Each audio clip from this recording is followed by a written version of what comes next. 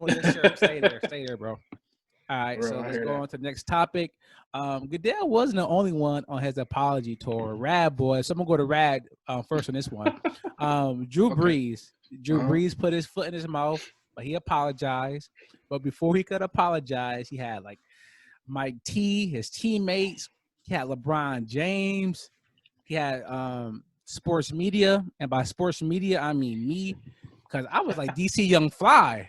I was like, bring your ass here, boy. I was dissing Drew Brees all day, Yeah, from yeah, his initial comment yeah. to his apology to that stock photo he used of the white hand and black hand. Like all of it was bad to me. Yeah, All it of it was. was bad. None of it was good. But he did apologize. And people like Shaq, Barkley, even Mike T coming out and accepted his apology. So with that said, Rad, do you accept his apology? And did you think that his initial comment was even bad enough for me and everybody else to be flaming him like we did? Um, for one, yes, I accept his apology. Two, I think his initial comments were insensitive, and um, even though I think they were true to his heart, I truly think they were true to his heart. They were insensitive, and he got to know better to not say that during this time. He could have been vanilla and just kept it going. But what I what I what I would say is how the internet responded to him and media and stuff like that, which is, when you say things that's insensitive, people gonna chew you up. That's fine. I don't really care. The thing that I wish would have happened, what could have been more impactful and more powerful, is Mike T or even Malcolm Jenkins. Malcolm Jenkins, when I think he went IG Live or whatever, if he would have went IG Live with Drew Brees, Mm. right? If he would have went IG Live with Drew Brees and said, "Yo, Drew, we teammates, you my boy." Because for me, this I'm going ahead of myself. For me, this all the way up to is Drew Brees, because I think he's credible. I think nothing in his history makes me feel like he's any type of racist or had any ill will when he said those things.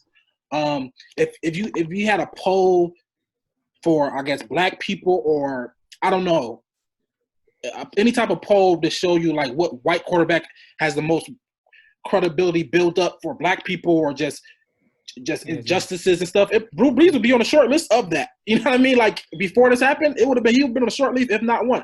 Ask about Drew Brees in New Orleans. All the stuff he done for them, for Katrina, all his his foundation. Like Drew Brees has a lot of credit, built up, I believe. So what I wish was that all that credit that he had, that somebody like Malcolm Jenkins would have just called him on FaceTime publicly and had that, because had that conversation for the world to hear and for the world to critique. Because I think the issue is by killing Drew Brees like that, which I'm not mad at the masses, but I'm talking Malcolm Jenkins particularly, or even Mike T particularly, is that millions of Americans feel the same way Drew Brees feel, right? And shaming them into not feel that way is kind of like, it's short effects. A longer impactful thing would have been, yo, Drew Brees, explain to me why you feel that this is disrespecting the flag. Boom, boom, boom, boom, boom, boom. Malcolm Jenkins, nah, bro. He doing this because boom, boom, boom, boom, boom, boom. And to have a real healthy verbiage, especially Drew Brees, a white quarterback, successful, high profile guy that was on the opposite side of what we was talking about, I think was a missed opportunity for a conversation tough conversation to be had out in public, and not just shame him and have some corny apology, some corny picture, even he just some stuff that he was trying to overdo it. He was trying to yep. overcompensate for something that I think he tried to prove something that was already. I think he already proved his whole life. He tried to do everything, try to make sure that he wasn't seen as racist or seen as all the Yeah. stuff that I think he already done his whole life.